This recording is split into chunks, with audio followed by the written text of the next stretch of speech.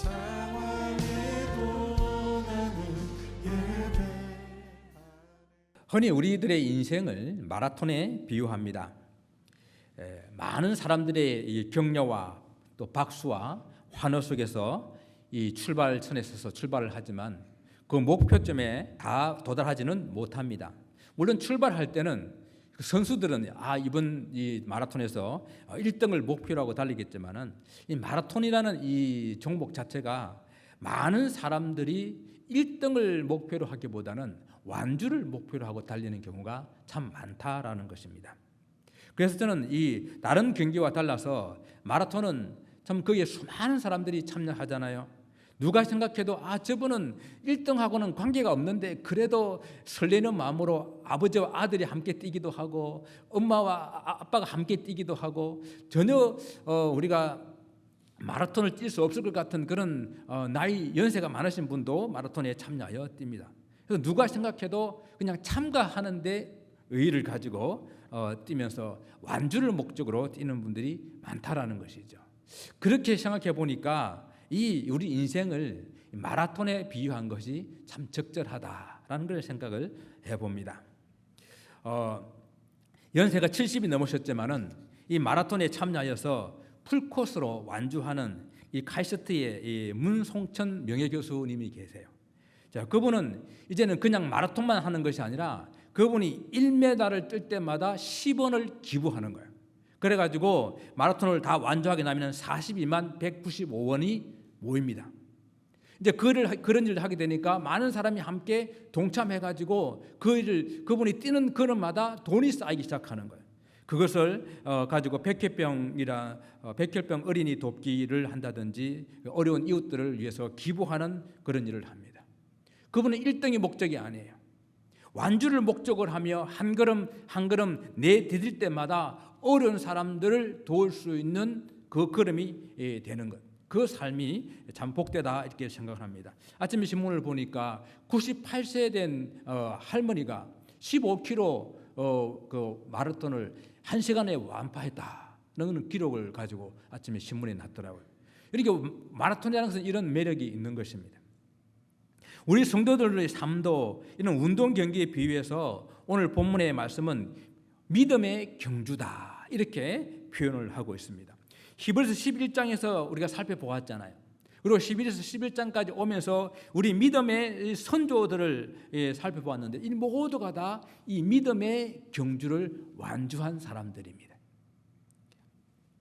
그들 모두 1등이 목표가 아니었습니다. 하나님의 약속을 바라보고 믿음의 경주를 힘껏 달려서 완주했던 사람들입니다. 그들의 믿음에서 가장 큰 두 가지 요소는 그 믿음의 삶에는 고난이 있다라는 것이었어요.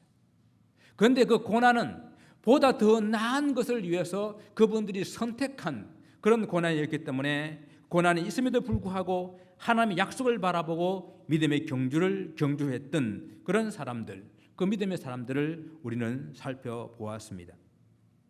하나님 나라를 위해서 기꺼이 고난을 선택했던 민주의 그 믿음의 선조들이 달려갔던 그 믿음의 경주를 지금은 저와 여러분이 달려가고 있습니다. 그렇기 때문에 히브리서 12장 말씀을 가지고 믿음의 경주를 달려가는 이 믿음의 사람들은 어떤 자세가 필요한가 우리가 말씀을 통해서 생각해 보기를 원합니다. 오늘 성경은 우리 믿음의 사람들이 이 땅을 살아가는 살아가는 것을 마치 운동 경기에 참여한 그 선수, 운동 경기에 참여한 그 마라톤 선수와 같은 그런 사람에다가 비유를 하고 있습니다. 어떤 분은 반을 달렸고 또 어떤 분은 3분의 1을 달렸고 또 어떤 분은 이제 달린 지 얼마 안 된 분들도 있을 줄로 압니다. 그런데 우리가 믿음의 선조들을 본받아서 이 믿음의 경주를 할 때에 우리를 지켜보는 수많은 사람들이 있다 하는 것을 오늘 성경은 우리에게 말씀해 주고 있어요. 마치 올림픽 경기를 하게 될 때 수많은 관중들이 환호를 하며 그들을 응원하며 격려하는 그런 모습과 같이 우리의 믿음의 경주에도 우리를 응원하는 분들이 있다라는 것입니다.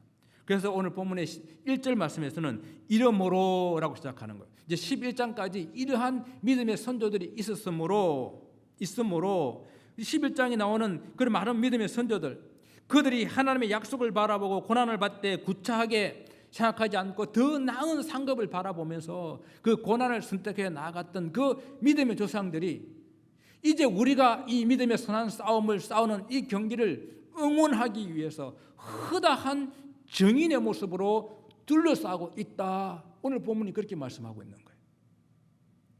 12장 1절 말씀을 볼까요? 11장 1절 말씀에 이러므로 우리에게 구름같이 둘러싼 허다한 증인들이 있으니라고 말씀하고 있어요. 그들은 구름같이 둘러싼 허다한 증인들이라 표현했습니다. 결코 우리는 혼자서 싸우는 것이 아니라는 이야기예요. 많은 믿음의 선조들의 응원을 받으며 지금 선한 싸움을 싸우고 있는 것입니다. 그들이 바로 우리의 증인이 되어서 우리를 지켜보고 응원하고 있다라는 것입니다. 제가 이스라엘에서 공부하며 또 유학 생활할 때에 학비도 벌어야 되고 또 생활비도 벌어야 돼서 가이드를 이렇게 합니다. 그걸 안내를 할 때에 제가 제일 은혜를 받는 곳이 비아 돌로로사예요. 고난의 길, 십자가의 길이라는 말 들어보셨죠? 예수님께서 십자가를 지시고 골고다 언덕까지 올라가셨던 그 길을 걸을 때는 저는 안내자가 아니라 제 스스로도 그 길을 묵상하면서 걷는 모습으로 그 길을 걸었었습니다. 그 중에서도 제 3처소에 가게 되면은 제 3처소는 예수님께서 십자가를 지고 가시다가 지치고 지쳐서 첫 번째 쓰러졌던 그 장소가 제 3처소인데요. 그 교회 안에 들어가게 되면 교회 천장에 이런 그림이 있습니다. 이 그림을 볼 때마다 얼마나 위로가 되고 얼마나 힘이 되는지 몰라요. 예수께서 십자가를 지고 가시다가 이제 쓰러진 그 자리에 많은 천군 천사들과 함께 그 많은 믿음의 선조들이 응원하고 기도하고 있는 이 그림입니다. 이 성화를 볼 때 많은 위로를 받습니다. 우리가 지난 장을 살펴보았고 또 우리도 그 나라에 가게 되면 만나보고 싶은 그런 믿음의 선조들이 허다한 구름같이 둘러싸서 우리를 지켜보고 응원하고 있다라는 사실입니다. 우리가 살펴봤던 노아가, 아브라함이, 이삭이, 야곱이, 그리고 요셉이요, 그리고 모세도 다윗도 우리에게 힘내라고, 용기를 내라고, 조금만 더 달려가라고 응원하고 있다라는 것입니다. 여러분, 저 동방의 작은 나라 대한민국까지 복음을 들고 와서 복음을 전해줬던 토마스 선교사님이나 아펜젤리 선교사님이나 언더우드 선교사님이나 우리 초대교회를 이끌었던 그런 주길철 목사님, 손양호 목사님, 이런 목사님들이 저 허당한 정인으로 우리를 둘러싸며 좀 더 힘내라고, 이민교회 얼마나 힘드냐, 그러나 우리가 응원하고 있으니까 힘내라고 우리를 지켜보고 있다는 것입니다. 또한 저들 속에는 우리보다 조금 먼저 가신 우리의 부모님들, 우리 믿음의 가족들, 그들도 우리를 응원하며 지치지 말고 힘내라고 응원하고 있다는 사실입니다. 사랑하는 성도 여러분, 결코 우리는 혼자가 아닙니다. 용기를 내시고 다시 믿음의 경주를 힘차게 달려갈 수 있기를 바랍니다. 구름같이 둘러싼 허당한 증인들 앞에서 믿음을 경주할 때 우리는 어떤 자세를 가져야 하는지를 성경은 우리에게 말씀해 줍니다. 모든 무거운 것과 얽매기 쉬운 죄를 벗어버려야 한다라고 말씀하고 있어요. 여기서 무거운 것은 짐이나 어떤 장애 같은 거추장스러운 것을 말합니다. 운동선수가 이 100m나 또 운동선수가 마라톤 선수나 다 뛰러 나가게 될 때에 몸에 목걸이하고 귀걸이하고 이렇게 거추장스러운 거 하고 나가지 않습니까? 다 띄어내고 옷도 최대한으로 간편하게 몸을 가볍게 해서 출발선에 서서 기다리는 것과 마찬가지로 우리가 이 믿음의 이 선한 싸움을 싸운다고 하는 것은 우리에게 무거운 것 다 내려놓아야 한다라는 것입니다. 우리를 믿음의 경주를 하는데 거추장스럽고 방해가 되는 무거운 짐이 여러분 무엇일까 한번 생각해 보시기 바랍니다. 물론 사람마다 다 다를 것이에요. 어떤 분은 세상적인 욕심일 수도 있어요. 어떤 분은 하나님보다 더 사랑하는 어떤 사람, 심지어는 가족일 수도 있습니다. 또 어떤 사람에게는 자기의 지식이나 자기의 명예나 또 자기의 건강일 수도 있어요. 그러한 것들이 우리가 믿음의 경주를 하는 데에 나를 무겁게 하고 나를 방해하고 걱정스럽게 한다고 한다면은 벗어버려라, 그렇게 주님은 말씀하십니다. 그리고 믿음의 경주를 하게 될 때에 얽매이기 쉬운 죄를 또한 우리는 벗어라라고 말씀합니다. 얽매이기 쉬운 죄는요, 고질적인 죄를 말해요. 고질적인 죄. 그러니까 늘 우리가 이 죄 때문에 내 죄를 늘 맴돌면서 나를 범죄케 하는 거 있지 않습니까? 항상 내가 유혹받는 죄, 그래서 자주 나를 넘어지게 하는 그 죄, 그 죄가 바로 얽매이기 쉬운 죄라는 말씀입니다. 히브리 성도들에게는 그들이 주님을 믿다가 유대인들의 핍박과 또 로마의 핍박이 오니까 그들이 믿음이 흔들리고 불신앙적인 모습을 가졌습니다. 핍박만 오면 흔들리는 거예요. 핍박 오면 또 유대교로 돌아갈까 하는 생각을 하는 것입니다. 이것이 그들에게서는 얽매이기 쉬운 죄였습니다. 현대를 살아가는 저와 여러분에게도 얽매이기 쉬운 죄가 있을 것입니다. 나를 늘 죄짓게 하고 나를 늘 얽매여 하나님의 말씀대로 살지 못하게 하는 그 죄가 무엇입니까? 이렇게 얽매이기 쉬운 죄를 벗어버리기 위해서는 먼저 내 환경을 정리하는 것이 필요합니다.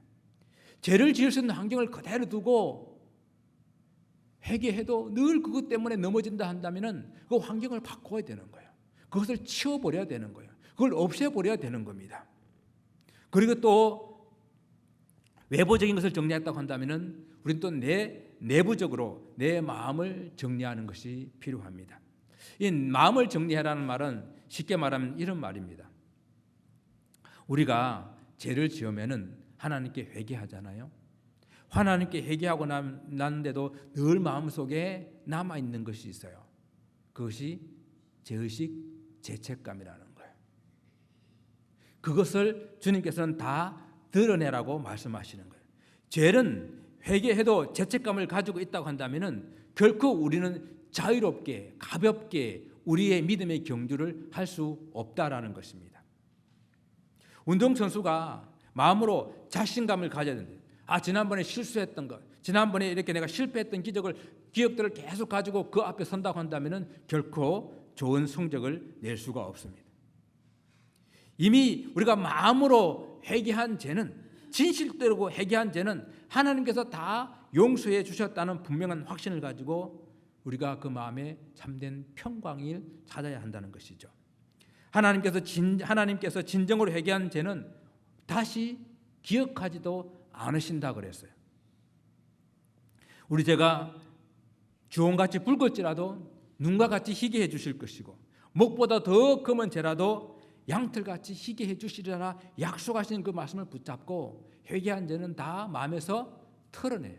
무거운 짐을 다 벗어버리라는 이야기입니다. 죄의 짐은요, 내가 질 수도 없어요. 내가 지도 해결도 못합니다. 오직 주님만 해결할 수 있는 거예요. 그러니까 주님께 다 맡겼으면 정말 오늘 찬송한 것처럼 그 주의 보혈 앞에 뛰어나가 주님 앞에 다 맡겼으면 우리가 자유로운 그런 삶이 돼야 되는 것입니다. 무거운 짐과 얽매기 쉬운 죄를 벗어버리고 믿음의 경주를 달려갈 수 있기를 바랍니다. 이제 세 번째는요, 이 믿음의 경주 가져야 할 또 하나의 자세는 인내하는 것입니다. 1절 후반절에 인내로서 우리 앞에 당한 경주를 경주하며라고 말씀하고 있어요. 무거운 것과 얽매기 쉬운 것을 벗어버리는 것은 믿음의 경주를 하기 전에 준비하는 그런 자세라고 한다면은 이제 본 경주에 들어가서는 그 마지막 목표점을 향하여 우리가 달려가면서 우리가 인내하는 일이 남아 있습니다. 지금 비유로 말하고 있는 이 운동 경기가 그냥 100m 단거리가 아니라 마라톤이든지 철인 5종 경기 같이 이렇게 철인 5종 경기 같이 아주 장거리로 많은 장애가 있고 어려움이 있고 하는 그러한 경기들이기 때문에 우리 이 경기는 수많은 어려움과 고난과 그리고 위험이 있습니다. 그러나 그 가운데서도 어떻게 하라고요? 포기하지 말고 인내하는 그 인내가 중요하다라는 것입니다. 마라톤을 하다 보면은 이 데드 포인트가 있다 그러잖아요.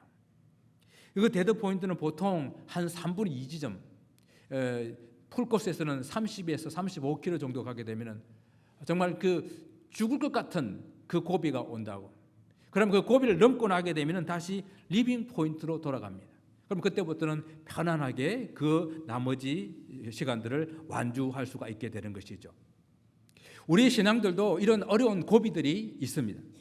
신앙의 고비를 신앙의 우리 고비가 한 번에 그냥 데드 포인트로 지나가면 좋은데 우리 신앙생활에 그렇지가 않잖아요. 첩첩산중같이 한 산을 넘으면 또 한 산이 나오고 이 문제를 해결하면 또 저 문제가 나오는 것이 우리들의 인생입니다. 그렇기 때문에 우리들의 인생 여러 가지 데드 포인트가 찾아오게 될 때에 그때마다 우리는 생각해야 될 것이 뭔가 하면은 우리를 둘러싸고 우리를 응원하고 우리를 위해서 기도하고 있는 허다한 증인들이 있다라는 사실을 보고 한 번씩 가끔 뒤를 돌아보세요. 나를 위해 기도하는 분들, 나를 위해서 이렇게 응원하고 있는 분들이 있구나. 그래서 인내함으로 그 믿음의 경주를 완주해야 되는 것입니다. 정인들을 바라보는 이 우리의 믿음의 정인들은 단지 그냥 응원하는 것에만 그치지 않아요. 마지막 날 우리가 정말 잘 달렸다고, 정말 우리가 바르게 달렸다고, 믿음을 지키며 살았다고 주님 앞에 증언할 사람들이기 때문에 그들을 증인이라고 부르고 있는 거예요. 사단은요, 우리가 넘어진 그 자리, 넘어졌던 그 순간들을 다 체크해놓고 하나님께 고자질할 겁니다. 그러나 그때마다 이 믿음의 증인들이 아닙니다. 어떻게 그 고난 속에서 일어섰는지, 어떻게 그 시련을 이겨냈는지, 어떻게 그 실패를 딛고 다시 하나님의 말씀으로 일어났는지를 하나님 앞에서 그들이 증언해 줄 것이라는 이야기입니다. 사랑하는 성도 여러분, 믿음의 경주가 쉽고 편안하다면 왜 우리 보고 인내하라고 그러겠습니까?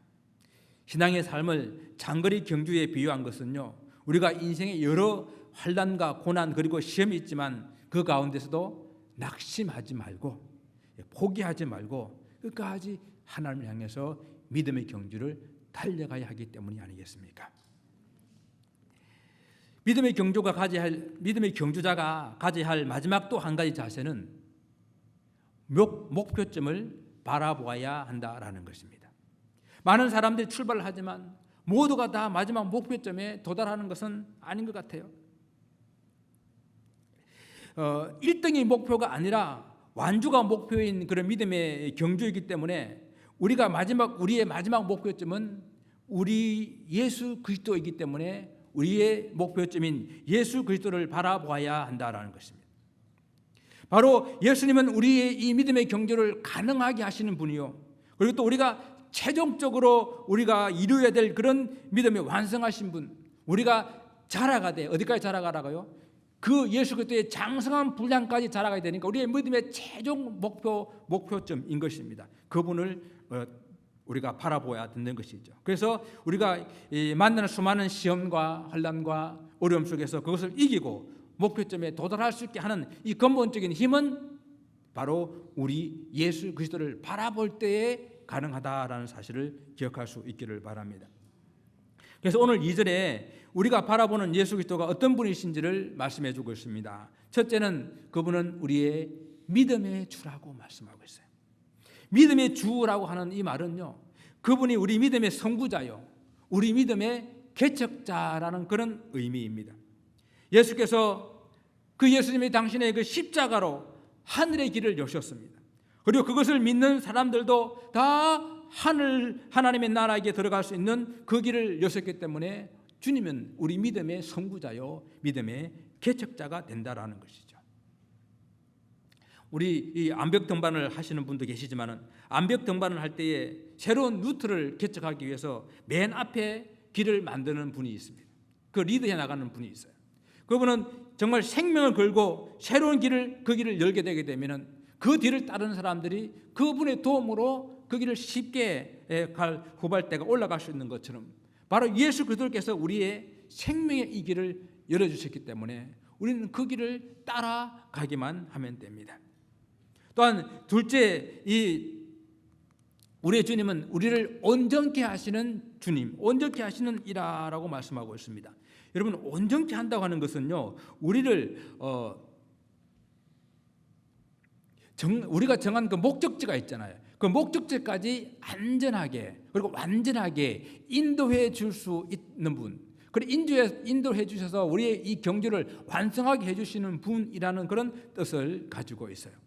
예수께서 우리 인도자가 되셔서 우리를 그 끝까지 달려서 목적지에 도달할 수 있도록 해주시기 때문에 우리 믿음의 경주는 결코 멈추지 않고 완주할 수 있습니다. 그래서 이처럼 인도자가 중요한 거예요.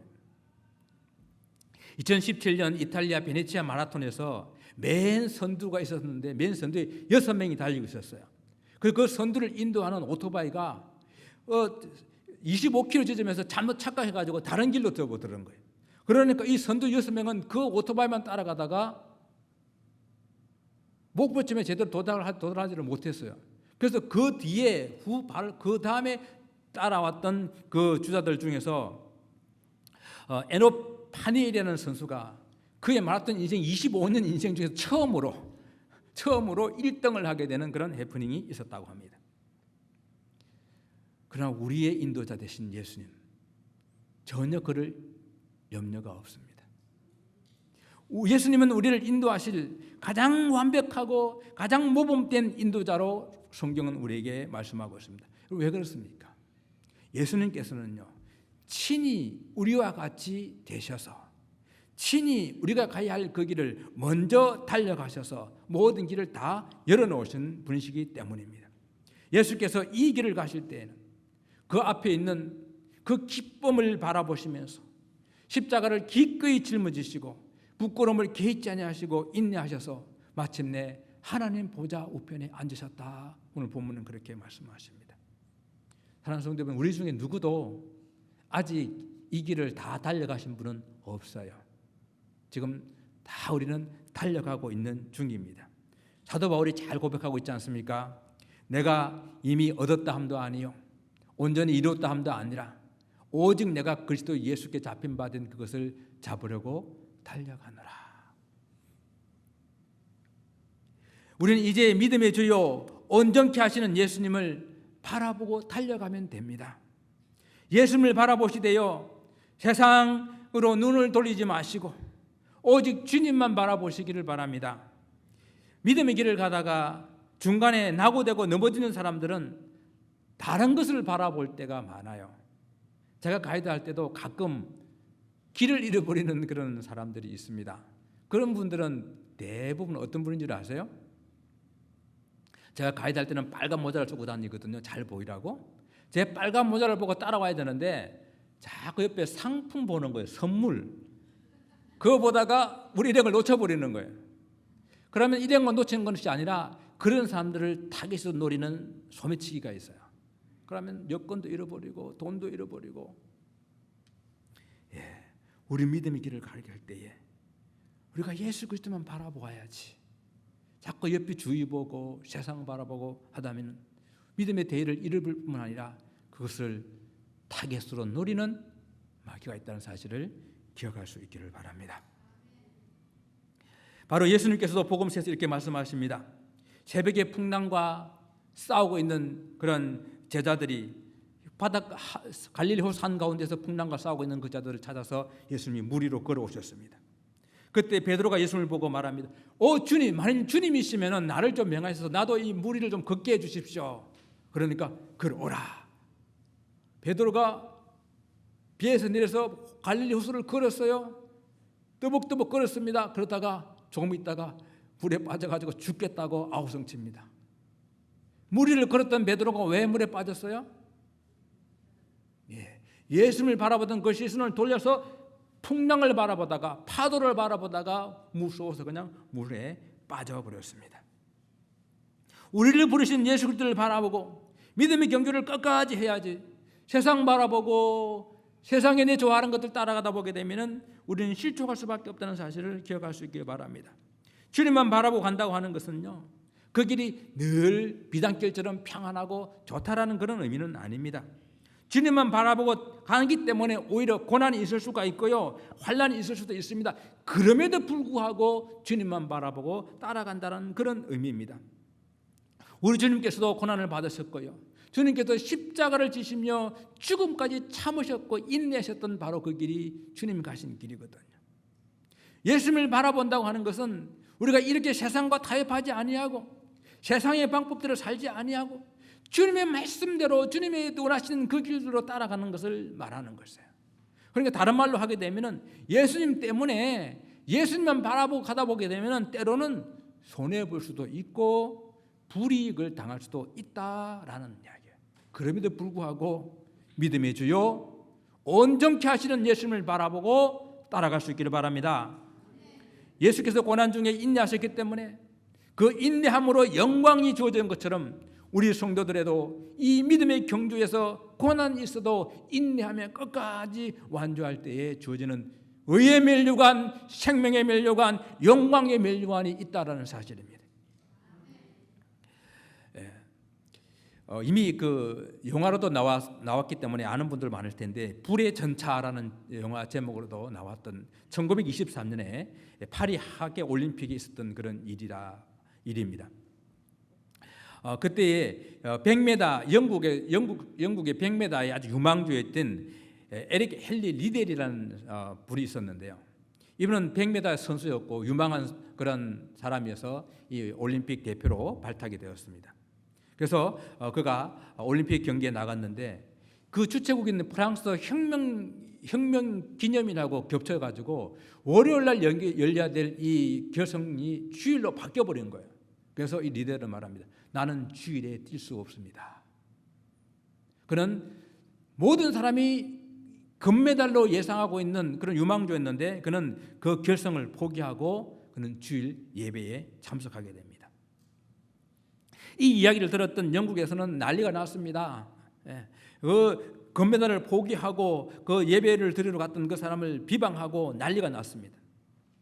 그런데 다행히도 자기 주종목이 아닌 200m가 주일 아닌 날에 열려가지고 그가 예상외로 동메달을 따고 좀 소리는 잠잠해졌는데 그런데 그 얘기에 400m가 있는데 400m 그 경기가 주일이 아닌 날에 열린다는 거예요. 그래서 영국 정부에 요구를 합니다. 내가 400m는 주 종목이 아니지만 나를 그 종목에 나갈 수 있게 해주십시오.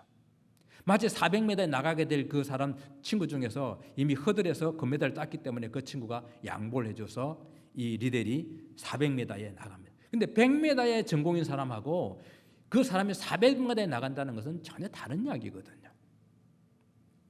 그런데 그가 400m 결승에 나가게 됐을 때에 그를 지켜보았던 그 안마해주는 안마사가 쪽지 하나를 전해줍니다. 그 쪽지가 사무엘상 2장 20절의 말입니다. 나를 존중히 여기는 자는 내가 존중히 여기리라. 그 쪽지를 들고 그것을 마음에 새기고 그가 출발선에 서서 그가 열심히 달립니다.